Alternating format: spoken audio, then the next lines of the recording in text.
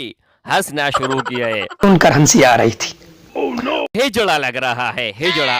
तो मेरा सवाल ये है कि शेर गनी जो मुझे हिजड़ा मुखन्नस कह रहा है, तुम्हें कैसे पता चला कि ये मुखन्नस है? ये तो उससे उस दलील का मुतालबा करना है। मुसन्नफ है, मुसन्निफ है, पता नहीं क्या चीज है। वो भी 2 नंबर है और तो भी 2 नंबर है। इन्ना लिल्लाहि व इन्ना इलैहि राजिऊन। मोहतरम, अफसोस है तेरी सोच पे, इतनी घटिया सोच पे कोई इंसान।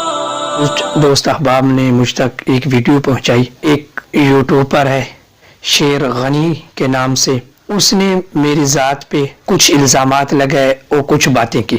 उस पूरी वीडियो के अंदर 10 मिनट की वीडियो आई, तो उसने 11 बातें मेरी ज़ात पे की। तो मैं सिर्फ अपनी सफाई पेश करने के लिए हाजिर हुआ हूँ, ताकि अपने नाजरीन और अपने सामीन तक ये बात पहुँच जाए कि उसकी बातों के अंदर कितनी हकीकत है और उसने ये बातें कहते हुए कितनी झूठ का सहारा लिया।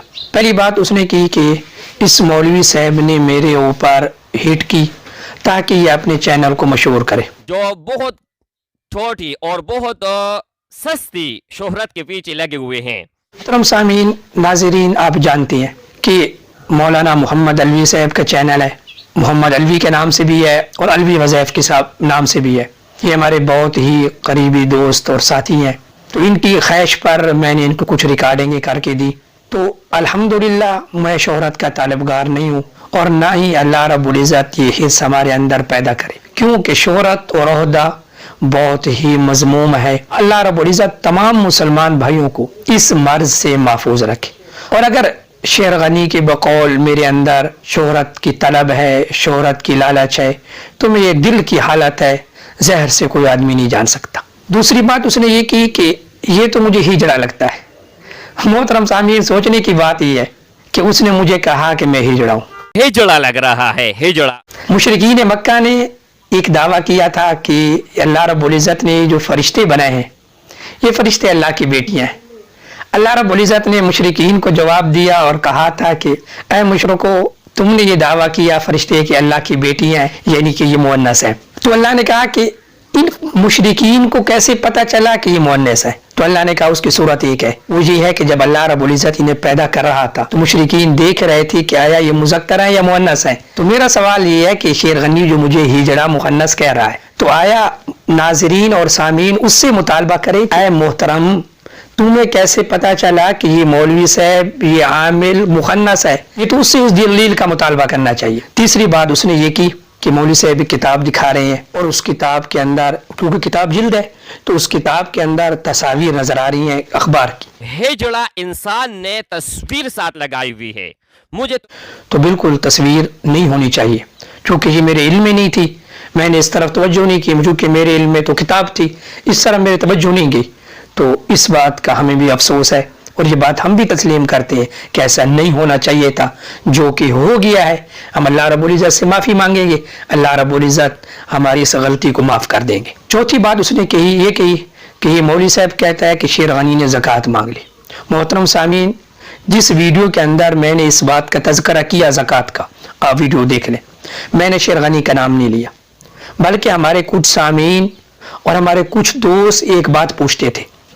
वो ये कहते थे कि हम बहुत सारी वज़ाइफ की वीडियो देखते हैं जिसके अंदर कुछ लोग ये कहते हैं कि इस अमल की ज़कात ये है कि ये वीडियो पूरी देख लो। तो उसका तज़किरा हमने कर दिया कि ये इसका ज़कात के साथ कोई ताल्लुक़ नहीं। जो लोग ये बात कहना चाहते हैं उनके मकसूद अर्निंग होती है कि हमारे व्यूज़ ज़्यादा आ जाए, इसके अलावा उनका कोई मकसद नहीं। हमने तो ये बात की थी, तो लिहाजा इस मोहतरम को चाहिए था कि इस बात का सबूत देता कि नहीं, जो आपने बात कही ये गलत है, बल्कि वीडियो पूरे देखना ये एक ज़कात का हिस्सा है।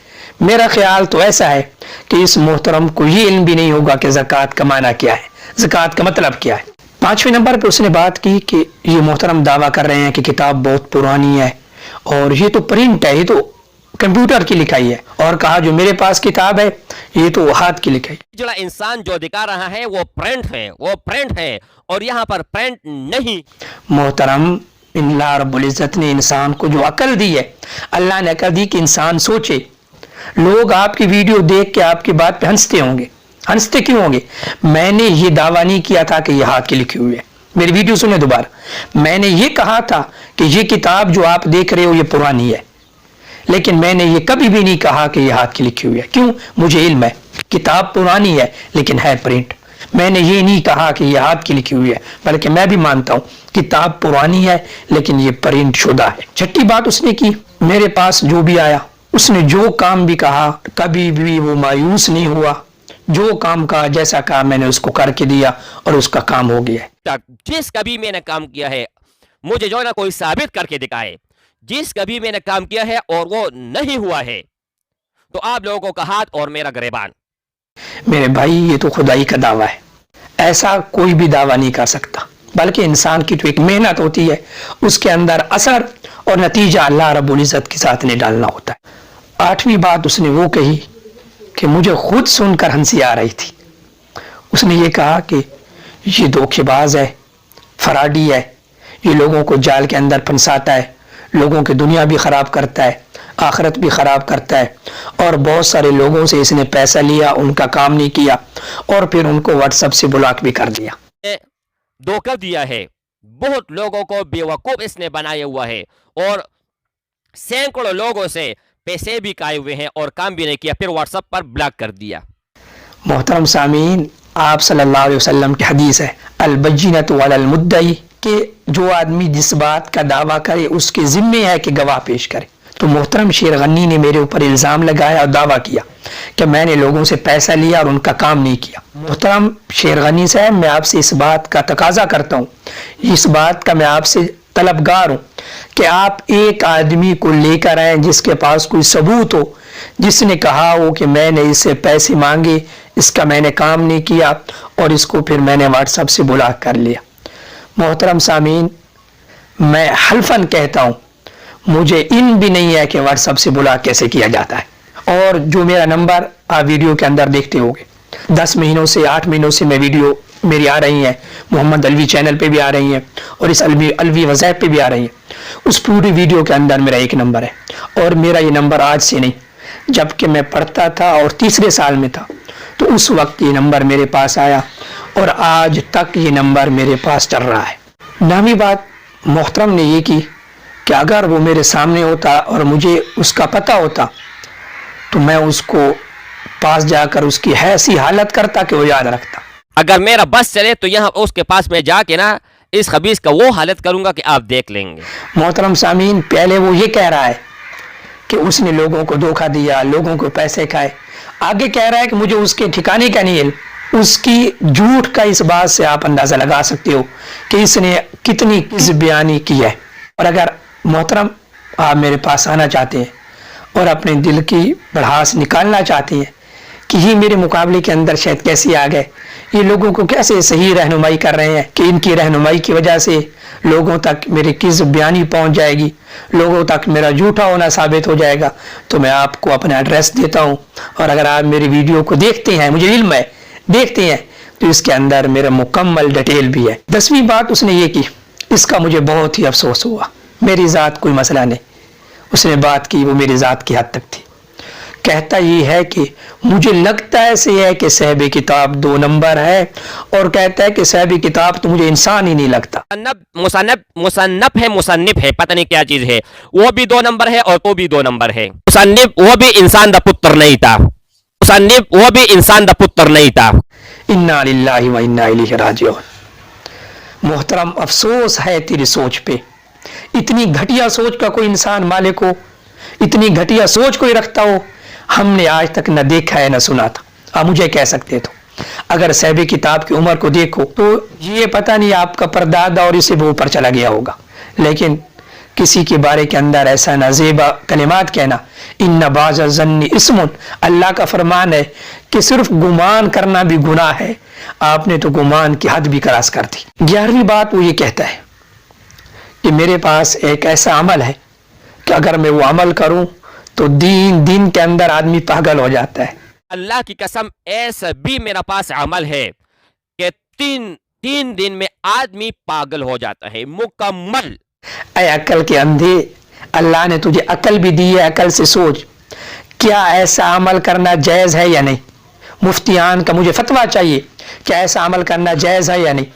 مفتیان تو یہ بھی کہتے ہیں کہ اگر کوئی آدمی آئے اور اس نے اپنی آنکھ کا ڈیلا اپنی ہاتھ پر رکھا ہوا ہے اور آ کے کہتا ہے مولوی صاحب فلاں آدمی نے میرے اوپر ظلم کیا اور میری آنکھ نکال دی، تو پھر بھی اصول یہ ہے کہ اس کی بات کی نہ مانی جائے۔ کیوں؟ ہو سکتا ہے کہ اس نے پہلے فریق کے مخالف کی آنکھ نکالی ہوگی یا کوئی اور زیادتی کی ہوگی، اس نے اپنا بچاؤ کرنے کے لیے یا اس نے اپنا بدلہ لینے کے لیے یہ کر دیا ہوگا اور اس کا بدلہ لینے کا تو حق تھا۔ تو اگر کوئی آدمی آپ کے پاس آ کر کہہ دے کہ فلاں آدمی سے میری دشمنی ہے، وہ میرا مخالف ہے، تویز دو 3 دن میں آدمی پاگل ہو جائے، آپ تو لکھ کے دے دو گے، لیکن فتویٰ پوچھو کہ یہ جائز بھی ہے یا نہیں ہے۔ آخر کے اندر کہتا ہے کہ میں تو عاجز بندہ ہوں، میں تو اللہ سے عاجزی مانگتا ہوں، اے اللہ مجھے عاجز بنا۔ اللہ میرے اندر عاجزی ڈال دے، میرے اندر عاجزی ڈال دے۔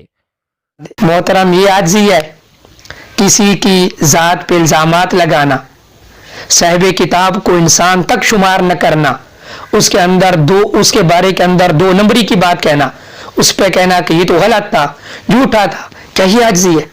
یہ عاجزی نہیں، بلکہ تم دیکھو کہ تم نے میرے بارے کے اندر کیا باتیں کہی، لیکن پھر بھی میں صرف اپنی باتوں کا جواب دے رہا ہوں، آپ پہ کوئی تنقید نہیں کر رہا، آپ کی ذات پہ کیچڑ نہیں اچھال رہا، آپ کی پگڑی نہیں اچھال رہا۔ کیوں؟ آپ محترم ہمارے لیے میں اپنی صفائی پیش کرنے کے لیے حاضر ہوا اور میں نے یہ باتیں کی۔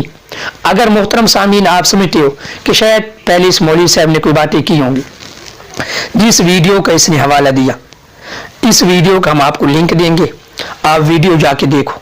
ہم نے صرف اتنا کہا کہ اگر کوئی آدمی آ کر یہ کہے کہ میرے پاس اتنی پرانی کتاب ہے اور اس عمل جو بتا رہا ہوں اس کی زکوٰۃ یہ ہوگی کہ یہ ویڈیو پوری دیکھو، تو کچھ لوگوں نے ہم سے سوال کیا کہ یہ بات کرنا ٹھیک ہے یا نہیں، یعنی آیا یہ زکوٰۃ ہوگی یا نہیں، تو ہم نے اس کے اندر بتا دیا کہ یہ زکوٰۃ نہیں۔